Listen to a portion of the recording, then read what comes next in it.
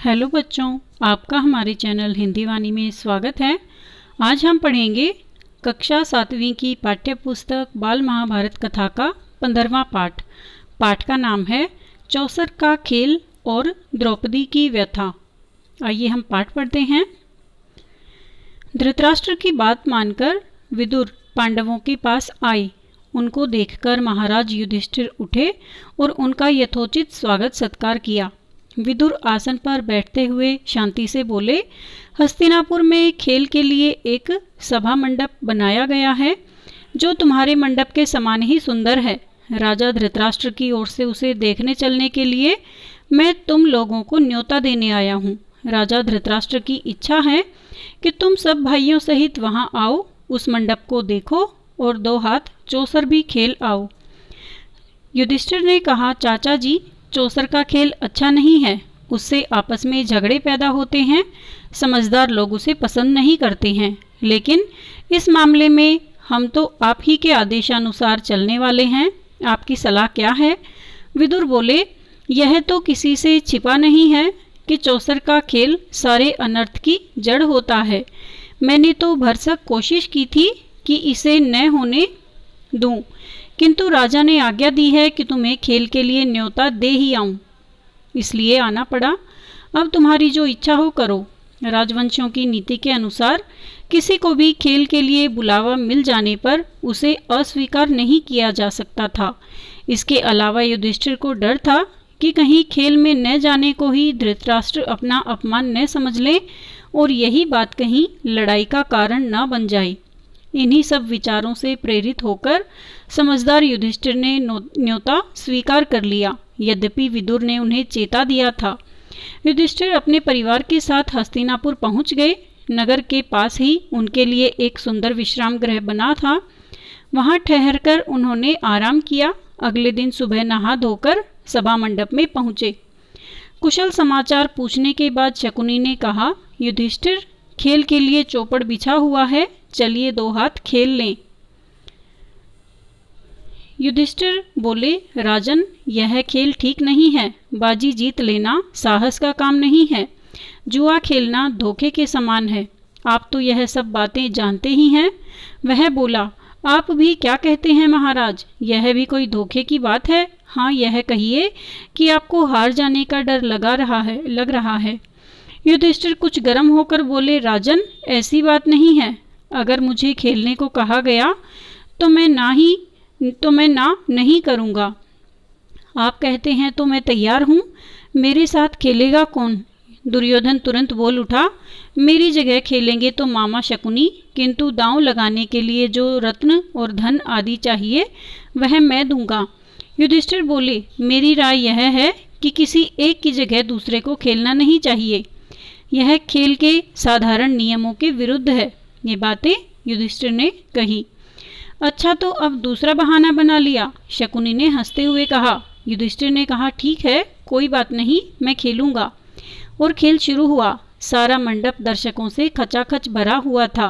द्रोण, भीष्म, कृप, विदुर, धृतराष्ट्र जैसे वयोवृद्ध भी उपस्थित थे। वे उसे रोक नहीं सके थे। उनके चेहरों पर उदासी छाई हुई थी। अन्य कौरव राजकुमार बड़े चाव से खेल को देख रहे थे।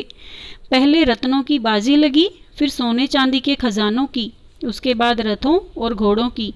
तीनों दांव युधिष्ठिर हार गए। शकुनी का पासा मानो उनके इशारों पर चलता था। खेल में युधिष्ठिर बारी बारी से अपनी गायें, भेड़, बकरियां, दास दासियां, रथ, घोड़े, सेना, देश की प्रजा सब खो बैठे। भाइयों के शरीरों पर जो आभूषण और वस्त्र थे उनकी भी बाजी लगा दी गई और वो हार गए। और कुछ बाकी है? शकुनी ने पूछा। यह सांवले रंग का सुंदर युवक मेरा भाई नकुल खड़ा है, वह भी मेरा ही धन है, इसकी बाजी लगाता हूँ, चलो। युधिष्ठिर ने जोश के साथ कहा। शकुनी ने कहा, अच्छा तो यह बात है, तो यह लीजिए, आपका प्यारा राजकुमार अब हमारा हो गया। कहते कहते शकुनी ने पासा फेंका और बाजी मार ली। युधिष्ठिर ने कहा, यह मेरा भाई सहदेव है, जिसने सारी विद्याओं का पार पा लिया है। इसकी बाजी लगाना उचित तो नहीं है, फिर भी लगाता हूँ, चलो देखा जाएगा। वह चला और वह जीता। कहते हुए शकुनी ने पासा फेंका। सहदेव को भी युधिष्ठिर गंवा बैठे। अब दुरात्मा शकुनी को आशंका हुई कि कहीं युधिष्ठिर खेल बंद ना कर दे। बोला, युधिष्ठिर, शायद आपकी निगाह में भीमसेन अर्जुन माद्री के बेटों से ज़्यादा मूल्यवान हैं, सो उनको बाजी पर आप लगाएंगे नहीं।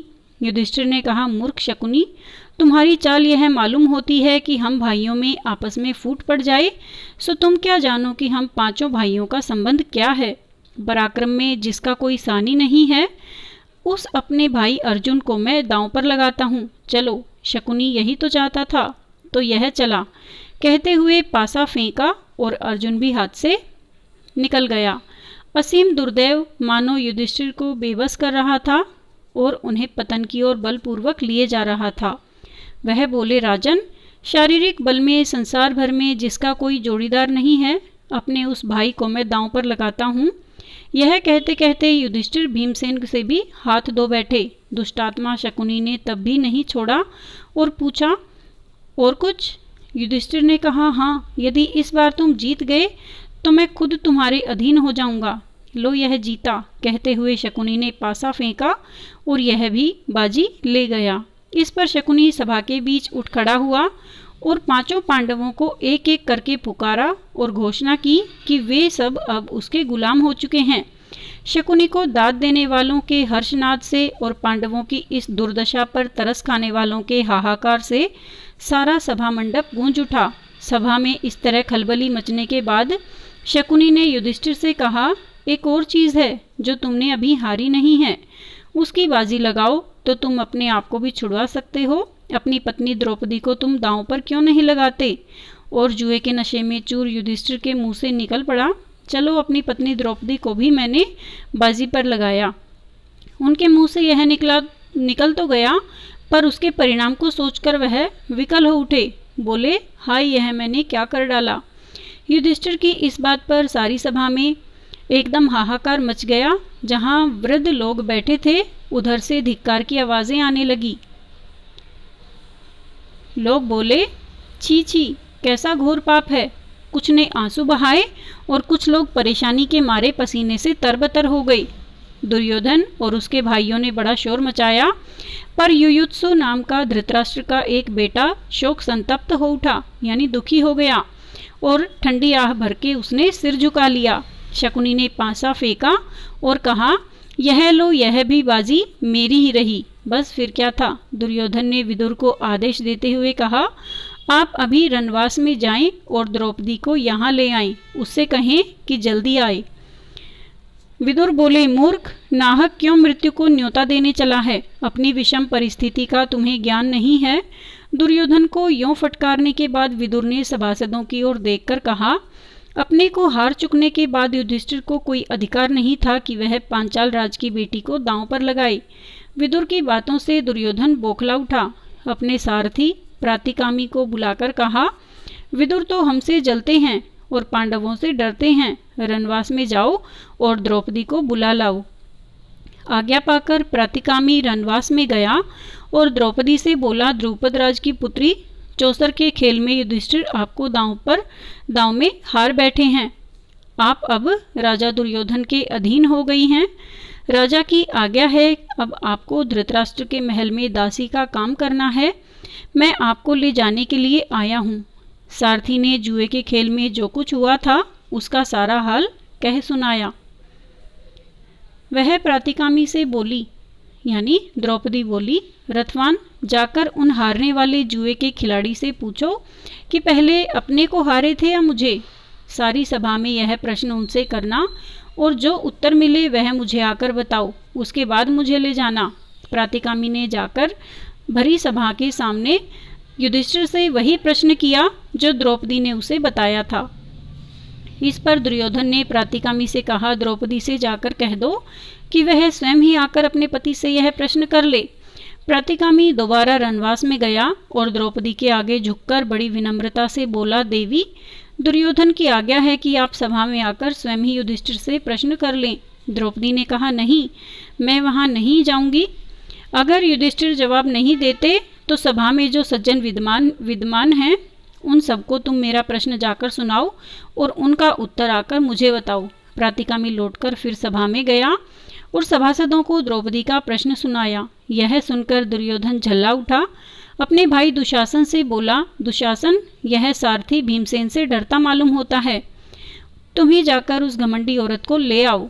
दुरात्मा दुशासन के लिए इससे अच्छी बात और क्या हो सकती थी। उसने द्रौपदी के गुथे हुए बाल बिखेर डाले, गहने तोड़ फोड़ दिए और उसके बाल पकड़कर बलपूर्वक घसीटता हुआ सभा की ओर ले जाने लगा। द्रौपदी विकल हो उठी। द्रौपदी की ऐसी दीन अवस्था देखकर धृतराष्ट्र के एक बेटे विकर्ण को बड़ा दुख हुआ। उससे नहीं रहा गया। वह बोला, उपस्थित वीरों, सुनिए, चौसर के खेल के लिए युधिष्ठिर को धोखे से बुलावा दिया गया था। वह धोखा खाकर इस जाल में फंस गए और अपनी स्त्री तक की बाजी लगा दी। यह सारा कार्य न्यायोचित नहीं है। दूसरी बात यह है कि द्रौपदी अकेले युधिष्ठिर की ही पत्नी नहीं है, बल्कि 5 पांडवों की पत्नी है। इसलिए उसको दांव पर लगाने का अकेले युधिष्ठिर का कोई हक नहीं था। इसके अलावा खास बात यह है कि एक बार जब युधिष्ठिर खुद को ही दांव में हार गए थे तो उनको द्रौपदी की बाजी लगाने का अधिकार ही क्या था। मेरी एक और आपत्ति यह है कि शकुनी ने द्रौपदी का नाम लेकर युधिष्ठिर को उसकी बाजी लगाने के लिए उकसाया था। लोगों ने चौसर के खेल के जो नियम बना रखे हैं, यह उनके बिल्कुल विरुद्ध है। इन सब बातों के आधार पर मैं इस सारे खेल को नियम विरुद्ध ठहराता हूँ। मेरी राय में द्रौपदी नियम पूर्वक नहीं जीती गई है। युवक विकर्ण के भाषण से वहां उपस्थित लोगों के विवेक पर से भ्रम का पर्दा हट गया। सभा में बड़ा कोलाहल मच गया। यह सब देखकर कर्ण उठ खड़ा हुआ और क्रुद्ध होकर बोला, विकर्ण, अब तुम बच्चे हो, अभी तुम बच्चे हो। सभा में इतने बड़े बूढ़ों के होते हुए तुम कैसे बोल पड़े। तुम्हें यहाँ बोलने और तर्क वितर्क करने का कोई अधिकार नहीं है। यह देखकर दुशासन द्रौपदी के पास गया और उसका वस्त्र पकड़कर खींचने लगा। ज्यों-ज्यों वह खींचता गया, त्यों-त्यों वस्त्र भी बढ़ता गया। अंत में खींचते खींचते दुशासन की दोनों भुजाएं थक गई। हांफता हुआ वह थकान से चूर होकर बैठ गया। सभा के लोगों में कंपकपी सी फैल गई और धीमे स्वर में बातें होने लगी। इतने में भीमसेन उठा। उसके होंठ मारे क्रोध के फड़क रहे थे। ऊंचे स्वर में उसने यह भयानक प्रतिज्ञा की, उपस्थित सज्जनों, मैं शपथ खाकर कहता हूँ कि जब तक भरत वंश पर बट्टा लगाने वाले इस दुरात्मा दुशासन की छाती चीर न लूँगा, तब तक इस संसार को छोड़कर नहीं जाऊँगा। यानी भीमसेन ने यह प्रतिज्ञा की कि वह दुशासन को अवश्य मार देगा। भीमसेन की इस प्रतिज्ञा को सुनकर उपस्थित लोगों के हृदय भय के मारे थर्रा उठे। इन सब लक्षणों से धृतराष्ट्र ने समझ लिया कि यह सब ठीक नहीं हुआ है। उन्होंने अनुभव किया कि जो कुछ हो चुका है उसका परिणाम शुभ नहीं होगा। यह उसके पुत्रों और कुल के विनाश का कारण बन जाएगा। उन्होंने परिस्थिति को संभालने के इरादे से द्रौपदी को बड़े प्रेम से अपने पास बुलाया और शांत किया तथा सांत्वना दी। इसके बाद वह युधिष्ठिर की ओर मुड़कर बोले, युधिष्ठिर, तुम तो अजात शत्रु हो, उदार हृदय के भी हो। दुर्योधन की इस कुचाल को क्षमा कर दो और इन बातों को मन से निकाल दो और भूल जाओ। अपना राज्य तथा संपत्ति आदि सब ले जाओ और इंद्रप्रस्थ जाकर सुखपूर्वक रहो। धृतराष्ट्र की इन मीठी बातों को सुनकर पांडवों के दिल शांत हो गए और यथोचित अभिवादन आदि के उपरांत द्रौपदी और कुंती सहित सब पांडव इंद्रप्रस्थ के लिए विदा हो गए। पांडवों के विदा हो जाने के बाद कौरवों में बड़ी हलचल मच गई। पांडवों के इस प्रकार अपने पंजे से साफ निकल जाने के कारण कौरव बड़ा शोक प्रदर्शन करने लगे और दुशासन तथा शकुनी के उकसाने पर दुर्योधन ने पुनः अपने पिता धृतराष्ट्र के सिर पर सवार हो गया। यानी अब वह अपने पिता को भला बुरा कहने लगा और पांडवों को खेल के लिए एक बार और बुलाने को उनको राजी कर लिया। युधिष्ठिर को खेल के लिए बुलाने को फिर दूत भेजा गया। पिछली घटना के कारण दुखी होते हुए भी युधिष्ठिर को यह निमंत्रण स्वीकार करना पड़ा। युधिष्ठिर हस्तिनापुर लौटे और शकुनी के साथ फिर चौपड़ खेला। इस बार खेल में यह शर्त थी कि हारा हुआ दल अपने भाइयों के साथ 12 वर्ष तक वनवास करेगा तथा उसके उपरांत 1 वर्ष अज्ञातवास में रहेगा। यदि इस 1 वर्ष में उनका पता चल जाएगा तो उनको फिर से 12 वर्ष का वनवास फिर से भोगना होगा। इस बार भी युधिष्ठिर हार गए और पांडव अपने किए वादे के अनुसार वन में चले गए। उम्मीद है बच्चों आपको यह पाठ समझ में आ गया होगा कि किस प्रकार से दुर्योधन और उसके भाइयों ने मामा शकुनी के साथ मिलकर पांडवों तथा द्रौपदी को हरा दिया और उसके बाद उन्हें वन में भेज दिया। अगले भाग में हम इस पाठ से लिए गए अभ्यास के प्रश्नोत्तर एवं शब्दार्थ पढ़ेंगे। आपको यह वीडियो कैसा लगा हमें ज़रूर बताइए। यदि पसंद आया तो आप इसे अपने दोस्तों के साथ ज़रूर शेयर करें। धन्यवाद।